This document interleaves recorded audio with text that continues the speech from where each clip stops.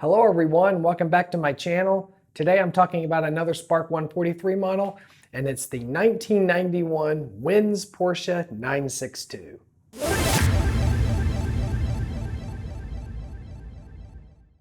In 1986, the Hotchkiss family purchased a brand new Porsche 962 and campaigned it in the IMSA GTP class. Carrying the wild, vibrant colors from the title sponsor Wynn's engine oil products, the car finished 8th at Watkins Glen. However, early into the 1987 season, the car suffered an accident at the Miami race and had to retire. The car was sidelined and later repaired in 1989. The tub was completely rebuilt and the Hotchkiss family ran the Wynn's Porsche 962 for the next 2 seasons.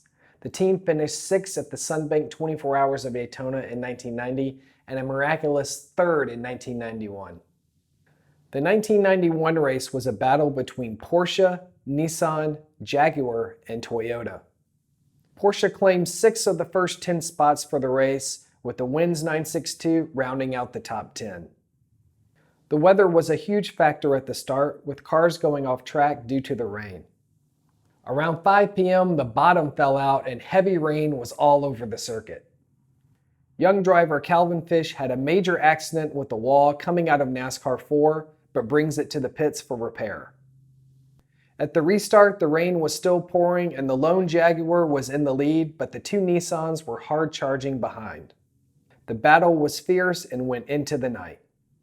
During the night, the number 84 Nissan comes in with a strange vibration, and the team spent costly minutes diagnosing the problem.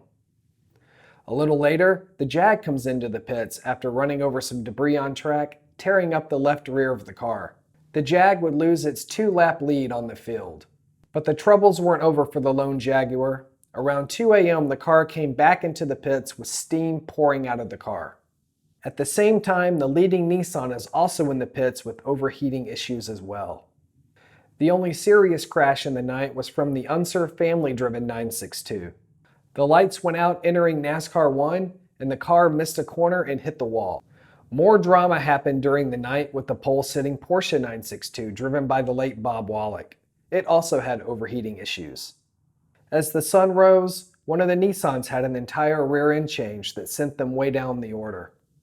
With all of the drama and attrition in the race, the Wynn's 962 had 0 issues and finished 3rd overall. After the 1991 season, the Wynn's 962 was retired, until 1997, when the car came back to the track as a vintage racer. And here is the 1991 3rd overall Wynn's 962. It's in a US release box, so you have the American flag on the back that spills over on the top. It's a limited number of only 500 pieces, and this car is number 236. The sides are open, so we can just slide it right out. This is the earliest Wynn's car in my collection. We start at 1991, and I just love the deep purple of this 962. With the title sponsor being Wynn's, it's perfect because you really see the shape of the car. It's not covered up with a bunch of logos, and it just looks beautiful. It pops so well on this white base, and since it's a US release, you have the American flag on the bottom and the limited number on the back. I love the white wheels, how it complements the subtle white on the car, and it's just a gorgeous car, no matter what angle you view it from.